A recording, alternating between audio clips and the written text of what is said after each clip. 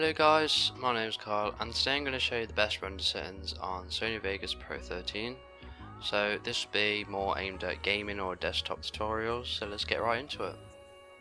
Okay, so the first thing you want to do is open Sony Vegas Pro 13, and when you open a product you want to make sure that the project is the same as the video. So if we import project now, it will come up saying you want to set project settings to the same as the media. You want to click yes. And then just to double check, you can click on this icon up here and this will show you project settings. So as you can see, this is a 1080p video at 30 FPS, and that's all you need to know really for now. You want to make sure that this is on best, and then click apply and OK. Now the first thing you want to do after you've edited your video, we'll play it here. You're probably not going to notice it, but what happens is you'll get some ghosting on your video. So to fix this, we'll right click on the video, click on properties, and click on disable resample and maintain aspect ratio. So now this will disable the ghosting or blur that happens on any fast action scenes. Okay, let's just say you've edited your video and you're ready to render. You want to go to file, save as. Okay, so you get this pop-up box, render as you can see. Now you want to go and find the tab that says main concept abc/AAC, which is MP4. And you want to scroll down to where it says internet, click customize template, and now this is where it matters.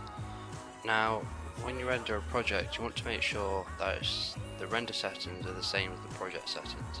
So in this case we're going to select 1080p video.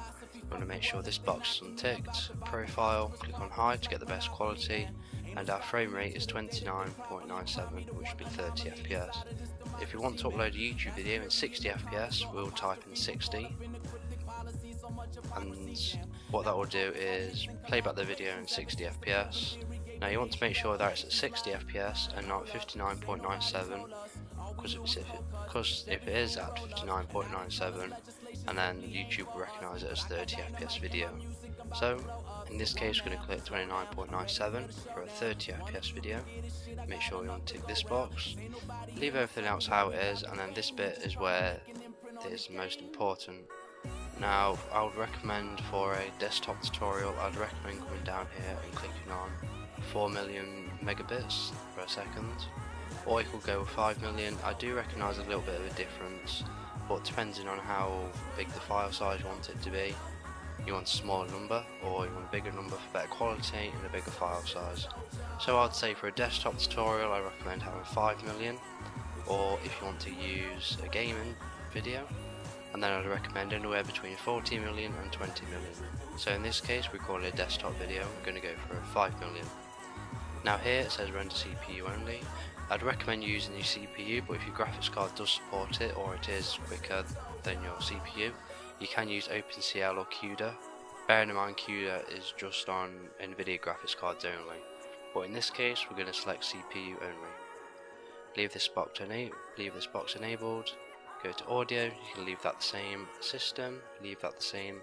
You can check if your GPU is available to render with, in this case it is. Then we want to go to project, then video render quality, you're going to go to best, and then you want to save this as something you remember, so maybe YouTube tutorial 1080p, and then maybe put 30 FPS just in case you have different variables, so for example 1080p 60 FPS, 720 60 FPS, etc.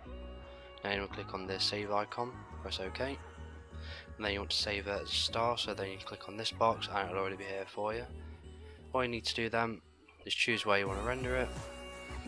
We'll just call it touch, and then click render.